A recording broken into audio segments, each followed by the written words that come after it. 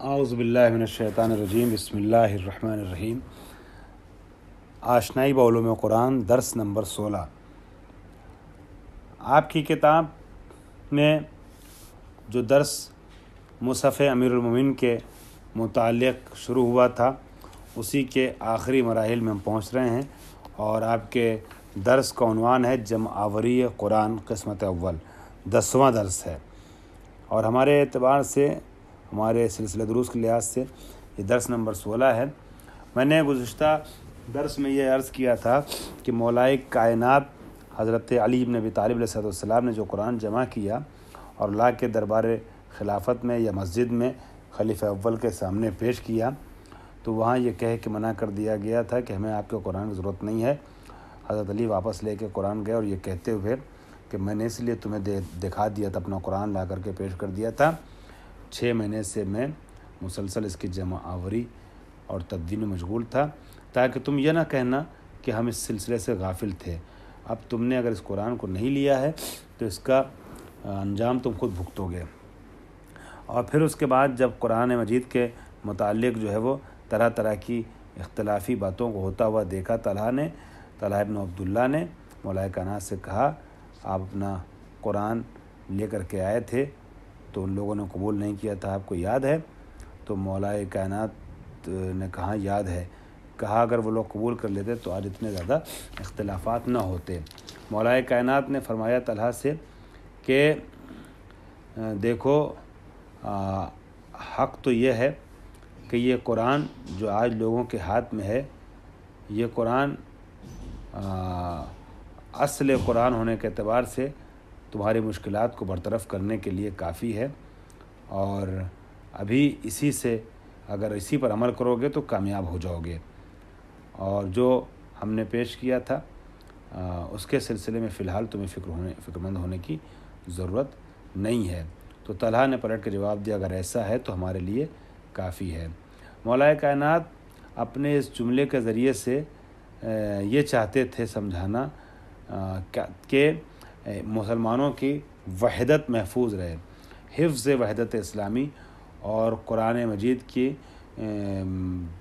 دو قرآن ہو جانے، قرآن مجید کی دوئی یعنی 2 قرآن کے ہو جانے سے بچنے کے لیے مولائے کائنات نے اس طریقے کے طرز عمل کو اپنایا۔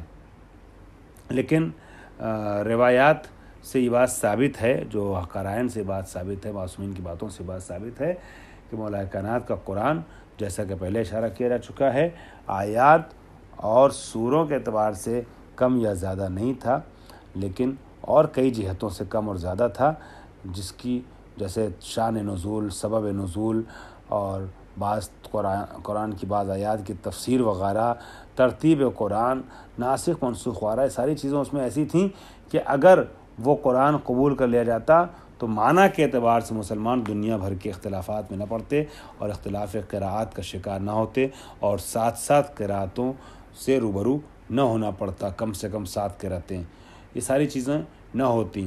لیکن اصل قرآن جو ہے، آیات قرآن یا سور قرآن، اس میں کمی اور زیادتی نہیں ہے۔ اور یہ عرض کیا جائے آپ کی خدمت میں کہ روایات کے اعتبار سے مصحف علی علیہ السلام یکے بعد دیگرے مختلف اماموں کے ہاتھوں میں آتا رہا۔ امام حسن کے پاس تھا، پھر امام حسین کے پاس تھا، پھر امام سجاد کے پاس، یہاں تک کہ 11ویں امام، پھر ان سے امام آخر تک پہنچا۔ اور یہ مصحف قرآن آج بھی، معذرت چاہتا ہوں، آج بھی امام زمانہ کے پاس محفوظ ہے، اور جب امام زمانہ آئیں گے تو پھر مصحف قرآن کو، مصحف علوی کو، یہ مصحف علوی امام کے پاس موجود ہے، امام آئیں گے تو لے کر کے آئیں گے، اور اس وقت جو صدیوں سے چلا آ رہا اختلاف ہے وہ حل ہو جائے گا، اور پتہ چل جائے گا کہ نبی عظیم سے مراد امیر المومنین کی ذات ہے یا نبی عظیم سے مراد قیامت ہے، کوثر سے مراد جناب فاطمہ زہرا کی ذات ہے یا جنت کا کوثر ہے۔ یہ سارے مسائل حل ہو جائیں گے۔ خوب، آئیے آپ کی کتاب کے درس نمبر 11 میں جاتے ہیں، اور جمع آوری قرآن ہی سے ریلیٹڈ یہ درس بھی ہے۔ اس درس کو تفصیلی تھوڑا سا درس ہے، مگر ہم اختصار کے ساتھ آپ کی خدمت پیش کر رہے ہیں، کیونکہ اس کو بہت زیادہ تفصیل سے اپنے ذہنوں میں محفوظ رکھنا ضروری نہیں ہے۔ امیر المومنین کے قرآن کے متعلق، امیر المومنین نے جو جمع آوری کی تھی اس کے متعلق ہمارا اور آپ کا جاننا بے انتہا ضروری ہے، لہٰذا ہم نے آپ کی خدمت میں تھوڑی سی تفصیل پیش کی. اب 3-4 قرآنوں کو کم وقت میں آپ کے سامنے سمیٹنا چاہتے ہیں. 3-4 مصحف جو مرتب کیے گئے تھے اس میں سے آئیے سب سے پہلی بات تو کہتے ہیں کہ قرآن اصحاب کے ہاتھوں بھی جمع آوری ہوا امیر المومنین سے ہٹ کر کے. ان کی ذات تو مجزا ہے، جدا ہے، الگ ہے. اس کے علاوہ بہت سے اصحاب نے جمع آوری کی قرآن کی. پیغمبر اکرم نے چونکہ وصیت کی تھی لہٰذا لوگ جو ہیں وہ قرآن کی جمع آوری میں منہمک ہوئے. نبی کی وصیت تھی کہ جس طریقے سے توریت اور انجیل میں تحریف ہو گئی ویسے قرآن معرض تحریف میں قرار نہ پائے.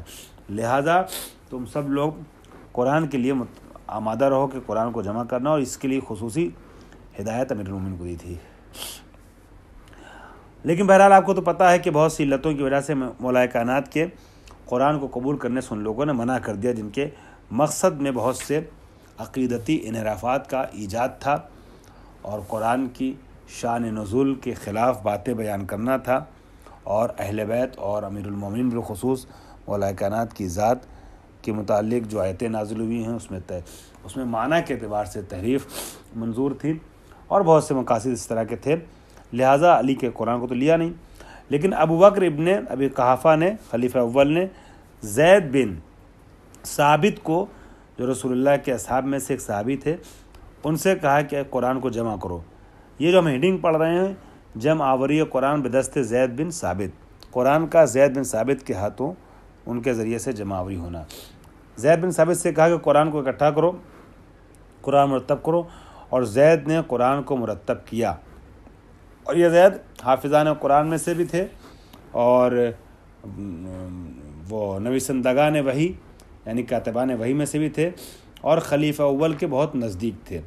ان سے کہا کہ قرآن جمع کرو، انہوں نے قرآن جمع کیا.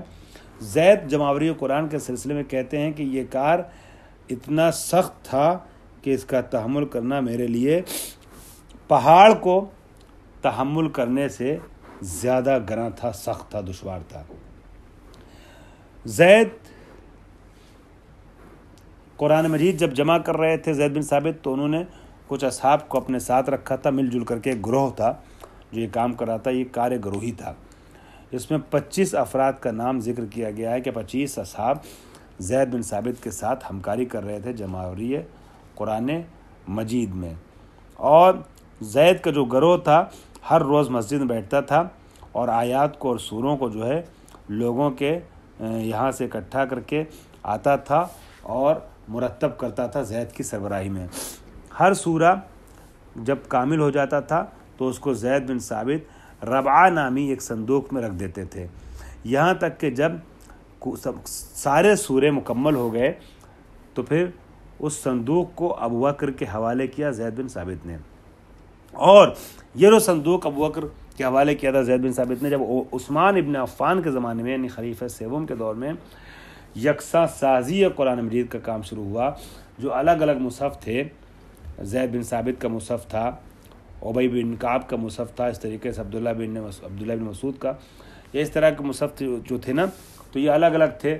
تو یہ ہو رہا تھا کہ کئی قرآن ہو جائیں گے مسلمانوں میں، کسی میں ایک سورہ کم ہے، کسی میں ایک سورہ زیادہ ہے، کسی میں ایک سورہ کسی کو نام دیا گیا ہے، کسی کو نہیں دیا گیا ہے. یہ سب چیزیں تھیں. تو یہ کسی میں کسی طریقے سے لکھا ہوا ہے، کسی میں کسی طریقے سے لکھا ہوا ہے، یہ ساری چیزیں تھیں. تو اب یکساں سازی مصحف ربانی کا کام عثمان کے دور میں شروع ہوا کہ سارے قرآنوں کو ملا کر کے ایک کیا جائے، تطبیق سازی. تو اس وقت یہ والا قرآن بھی عثمان کے سامنے پیش کیا گیا اور اس کو بھی یکساں سازی کے موقع پہ مورد قبول مصحفوں میں قرار دیا گیا اور اس سے بھی استفادہ کیا گیا. اب آ جائیے مصحف صحابہ، ایک ہیڈنگ ڈالی ہے.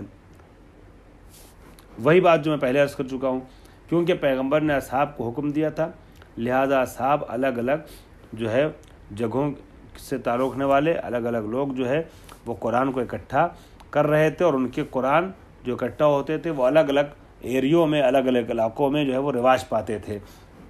مثلا کعب مدینے میں مصحف کعب، ٹھیک ہے. مثلا یہاں پر ایک بات میں عرض کر دوں، ابن اسیر ایک بہت بڑے مورخ گزرے، ان کی بات سن لیجیے گا. ابن اسیر تحریر کرتے ہیں کہ 30 ہجری تک 4 مصحف الگ الگ اسلامی مملکتوں میں رائج ہو چکے تھے۔ نمبر 1، سب سے پہلے مصحف ابی ابن کعب، یہ ایک قرآن تھا جو مدینے میں رائج تھا، لوگ پڑھتے تھے اس میں سے۔ دوسرا قرآن مصحف ابن مسعود تھا جو کوفے میں رائج تھا۔ تیسرا مصحف ابو موسیٰ جو بصرہ میں، اور چوتھا مصحف مقداد بن اسود یہ دمشق میں رائج تھا۔ یہ 4 قرآن 4 الگ الگ اسلامی علاقوں میں رائج تھے، پڑھے جا رہے تھے۔ ہر منطقے کے اور ہر علاقے کے لوگ جو ہیں وہ قرآن میں لکھی ہوئی قرأت کے اعتبار سے قرآن کی تلاوت کرتے تھے۔ یہ جو مصحف ہیں یہ بہت زیادہ اہمیت کے حامل تھے، کیونکہ انہی 4 مصحفوں کو قرآن کی یکجا کرنے یا یکسوئی یا یکساں سازی کے موقع پر ان 4 قرآن کو ساتھ میں رکھ کر کے استفادہ کیا گیا تھا، اور 4 نسخوں سے استفادہ کرتے ہوئے قرآن کو ایک بنایا گیا تھا، اور تطبیق سازی قرآن کی گئی تھی۔ کہ دیکھا جائے مثال کے طور پہ ایک آیت 3 مصحف میں ایک طریقے سے لکھی ہے، چوتھے میں الگ طریقے سے لکھی ہے، تو جب 3 میں ایک طریقے سے لکھی ہوئی ہے تو اس آیت کو ویسے لکھا جاتا تھا جیسے 3 مصحف میں لکھی ہوئی ہے۔ چوتھے مصحف میں جو آیت لکھی ہوئی ہے یہ مان کے چلا جاتا تھا یہ اکیلا لکھنے والا ہے، اس کا مطلب یہ ہوا کہ اس نے غلطی کی ہے۔ اس طریقے سے مصحف کو اکٹھا کیا گیا۔ اب آ جائیے مصحف ابن مسعود، عبداللہ ابن مسعود، یہ نبی کے بزرگ صحابہ میں سے تھے، حافظان قرآن میں سے تھے، اور پیچھے کاتبان وحی میں بھی ان کا نام آ چکا ہے۔ رحلت پیغمبر اکرم کے بعد کوفہ کے بیت المال کی دیکھ ریکھ اور اس کا حساب کتاب یہ ان کی ذمہ داری تھی۔ سن 32 ہجری تک دنیا میں باقی تھے، 32 ہجری میں دنیا سے رخصت ہوئے۔